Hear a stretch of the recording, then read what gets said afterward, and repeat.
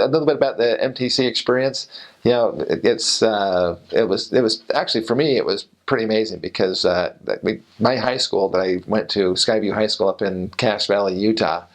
It was when we had about 300, I think it was, graduating seniors, and out of the 300, about half of them were girls, obviously.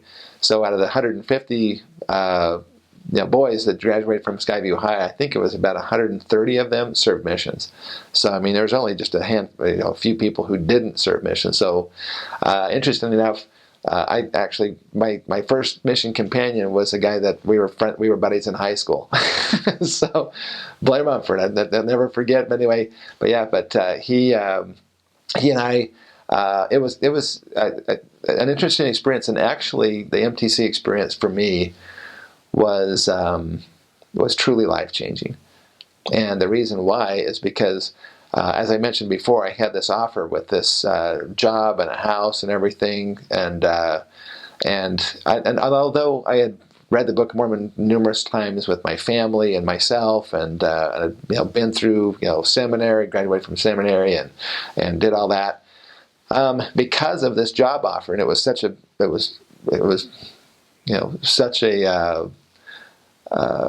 temptation, really, for me to not go on a mission. When I got in the MTC, I decided that I really need to know, is this true?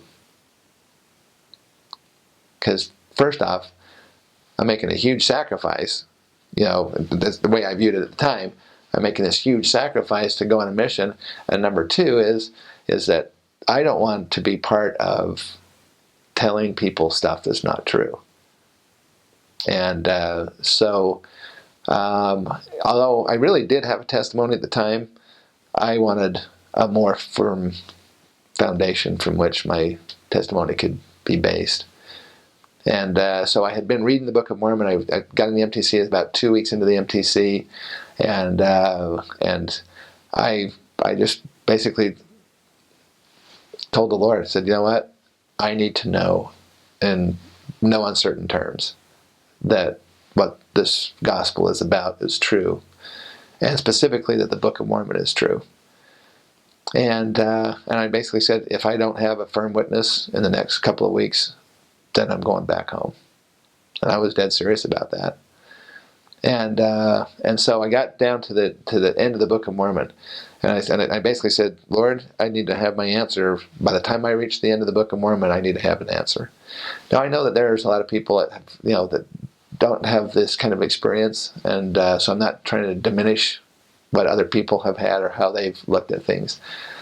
But for me, the experience, I got down to the end of the Book of Mormon. This is part where the Nephites had become even more wicked than the Lamanites. The Lamanites were depraved and so forth, and they were doing these wicked things and so forth. And then you get down to this point where you can just tell the pain that Mormon and Moroni are talking about when they're talking about how unbelievable, how they've been so enlightened and then fell away from the gospel and lost their grip on the iron rod.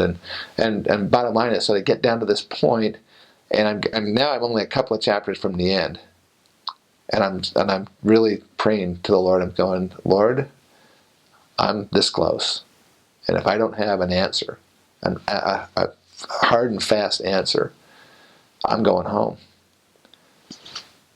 Please give me the answer. And then I came to these three verses in Moroni. We all know them. We probably all have them memorized. Moroni, was it 10, 4, and 5? When you shall receive these things, I would exhort you to ask God, right?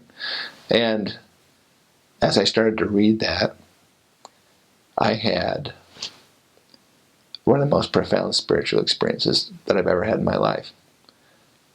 And it literally started with this overwhelming feeling of light and just power, I guess. I don't know would be the best word to describe it, but it just started in my head, and it actually just went down through my body and then out. I could actually just feel it going out to every extremity of my body, and I felt like I was glowing almost. I don't know. This was way at night. My companion was asleep in his bed. I was still there studying and so forth. And this feeling continued on for about a half an hour. I actually got up and left the room and just walked in the hallways of the MTC. They're big dorm buildings, and they have kind of a big circular pattern where all the rooms go off to the sides, and I just walked those halls and thanked my Heavenly Father for the knowledge that this gospel is true. And it was, and that was it for me. That I've had many, many wonderful spiritual experiences, but that one was a life changer. And I'm grateful for the MTC, and from that point, I've never looked back as far as the gospel is concerned. I know beyond any doubt that God hears and answers our prayers, and that the gospel is true.